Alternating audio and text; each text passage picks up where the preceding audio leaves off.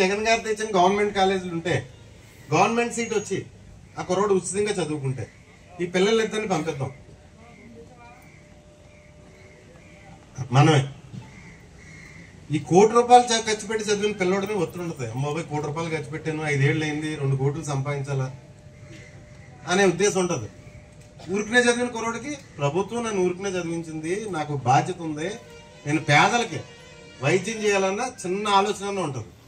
ఈ ₹1 కోటి చెప్పుకుని చదువు, మా నాన్న ₹1 కోటి అప్పు చేసాడు, దానికి వడ్డీ కట్టాలా, ఇంకో ₹1 కోటి అయిపోయింది, ఈ 2 కోట్లు లాగాలని ఎవరి దగ్గర లాగుతాడు?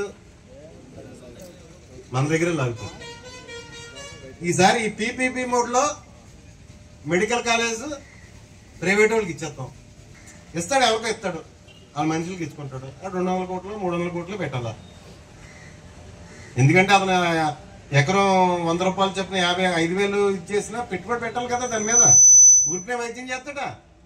ఎట్టి పరిస్థితుల్లోని వైద్యం అన్నది పేద ప్రజలకు దూరం అయిపోతుంది. ఇప్పటికే విద్య దూరం అయిపోయింది, వైద్యం కూడా దూరం అయిపోయింది.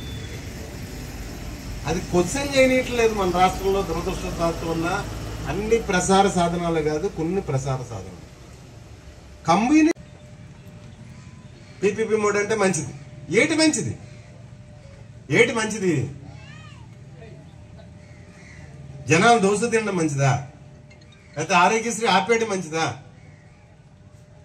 డబ్బున్నవాడు ఆస్తులు అమ్ముకున్నా ఒక వైద్యం చేయించాలంటే ఒకవేళ అది ఆరోగ్యశ్రీ ఉంటే, జగన్ గారి ప్రభుత్వం ఉంటే 25 లక్షల విలువైన వైద్యం, 25 లక్షల విలువైన వైద్యం ప్రజలకు అందుబాటులోకి వచ్చింది.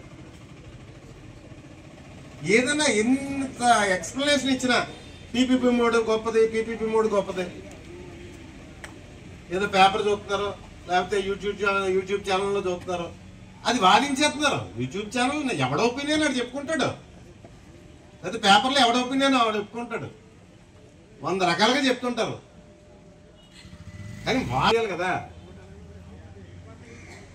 పిల్లల ఫీజు మెడికల్ సీటు ₹1 కోటి పెట్టి కొనుక్కుంటే మంచిదా? లేదంటే 15,000 సంవత్సరానికి 15,000 పేదవాడు చదువుకుంటే అదే మెడికల్ సీటు, అది మంచిదా? దానికి ఎవ్వరు సమాధానం చెప్పరు. మా చంద్రబాబు నాయుడు, మా ఈనాడు పేపరు పీపీపీ మోడ్ గొప్పదందే, మనం గొప్పదని మనం వాదించేస్తుంటారు.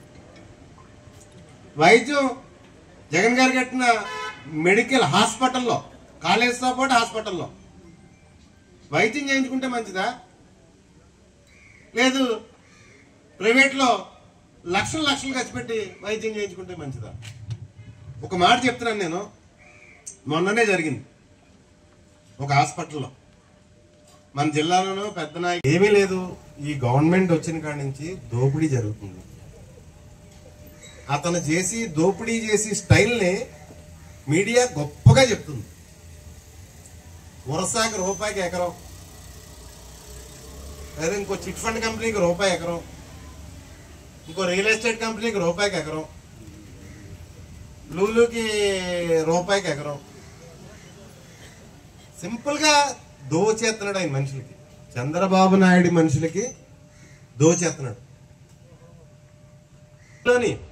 అన్నిట్లోని గొప్ప గొప్ప గొప్ప. ఏంటో ప్రజలు అతన్నే నమ్ముతారు. మళ్ళీ మా చంద్రబాబు నాయుడు మోసం చేయడం అంటారు. మళ్ళీ 5 ఏళ్ళు పోయిన తర్వాత మర్చిపోతారు, మళ్ళీ నమ్ముతారు. మళ్ళీ మా చంద్రబాబు నాయుడు మోసం చేయాలంటాడు. మళ్ళీ 5 ఏళ్ళ మీద మళ్ళీ నమ్ముతారు, మళ్ళీ మా చంద్రబాబు నాయుడు మోసం చేస్తారు. ఎన్నిసార్లు మోసపోతాం మనం? పచ్చి దగా జరుగుతుంది ఈ రాష్ట్రంలో. ప్రజల ఆస్తులు సంపద సృష్టి పేరుతో ప్రజల ఆస్తులు తన తాబేదారులకు ఇచ్చేసుకుంటున్నాడు. అడ్డు ఆపు లేకుండా తన తాబేదారులకు ఇచ్చేసుకుంటున్నాడు ప్రజల ఆస్తులు. మన సంపద, మన డబ్బు, ప్రజల డబ్బు సంపద సృష్టి పేరుతో తన తాబేదారులకు ఇచ్చేసుకుంటున్నాడు.